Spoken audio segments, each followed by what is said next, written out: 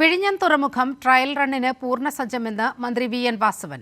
12-ാം തീയതി രാവിലെ മുഖ്യമന്ത്രി പിണറായി വിജയൻ ട്രയൽ റൺ ഉദ്ഘാടനം ചെയ്യും.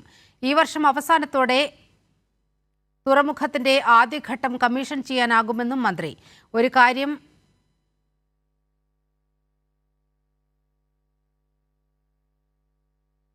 ട്രയൽ റണ്ണിനുള്ള സംഘാടക സമിതി യോഗം മന്ത്രിമാരായ വി.എൻ. വാസവൻ, സജി ചെറിയാൻ എന്നിവരുടെ നേതൃത്വത്തിൽ വിഴിഞ്ഞം അന്താരാഷ്ട്ര തുറമുഖത്ത് ചേർന്നു.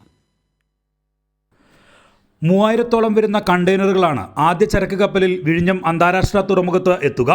കണ്ടെയ്നറുകളും വഹിച്ചുള്ള ആദ്യ കപ്പൽ വിഴിഞ്ഞം തുറമുഖത്തേക്ക് പുറപ്പെട്ടു. കണ്ടെയ്നറുകൾ തുറമുഖത്ത് ഇറക്കും. ട്രയൽ റൺ ഈ മാസം 12-ന് രാവിലെയാണ് മുഖ്യമന്ത്രി ഉദ്ഘാടനം ചെയ്യുക. കേന്ദ്ര ഷിപ്പിംഗ് മന്ത്രി ചടങ്ങിൽ പങ്കെടുക്കുമെന്ന് മന്ത്രി വി.എൻ. വാസവൻ പറഞ്ഞു. ആദ്യ ക്രെയിൻ വഹിച്ചുള്ള കപ്പലിനെ സ്വീകരിച്ചതിന് സമാനമായി പൊതുജനങ്ങളും ട്രയൽ റൺ ആഘോഷ പരിപാടികളിൽ പങ്കെടുക്കും.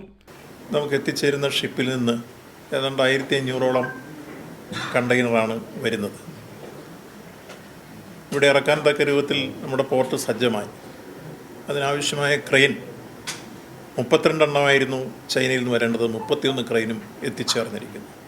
ഇത് യാഥാർത്ഥ്യമാകുന്നതോടുകൂടി നമ്മുടെ കേരളത്തിൽ നിലവിൽ മാരിടൈം ലോഡിൻ്റെ കീഴിൽ തന്നെ 17ഓളം പോർട്ടുണ്ട്. വിഴിഞ്ഞവും കൊല്ലവും ബേപ്പൂരും അഴീക്കലുമെല്ലാം പരസ്പരം ബന്ധപ്പെട്ട് കൂടുതൽ ചരക്ക് ഗതാഗതത്തിലേക്ക് കടന്നു വരാൻ കഴിയുന്ന സാഹചര്യം കൂടി ഇതിനോടൊപ്പം സംജാതമാകും എന്നുള്ളതാണ് മറ്റൊരു സവിശേഷത.